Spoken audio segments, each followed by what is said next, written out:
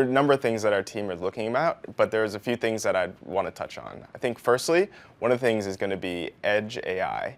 And this is going to be the thought that many industries such as robotics, autonomous vehicles, autonomy, as well as areas like IoT are going to see a plethora of new innovation coming, primarily from how AI is being able to be reached at the edge.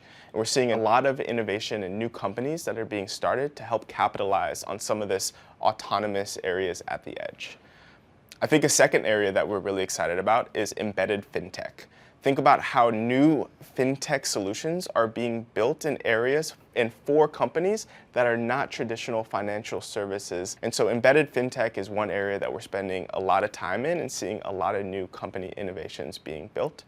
And then last but not least is AI embeddedness in the enterprise and specifically for vertical markets. We're seeing a lot of solutions being able to take over how to rethink HR, sales, traditional ITSM, as well as within the vertical markets where there's a lot of actual usable applicability for AI. And so those are three primary areas that we're excited about, and we're going to continue to see more businesses being built to solve problems. In contrast, areas that we do think are overhyped that many of us here have seen is this overhype of AI in the consumer space.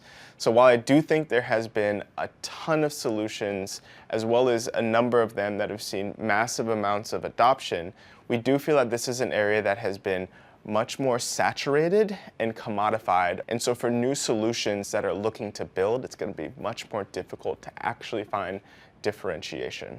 I think another area that is overhyped right now is in quantum computing. So there have been headlines for years around quantum computing and advancements, and while I do think in the longer term, quantum is going to be able to change the ways that we think about cryptography and solving highly complex technical computation, in the near term still feels like we're a number of cycles away for how we're going to be able to use quantum in a much more applicable manner. And so I do think that is an overhyped category right now as well.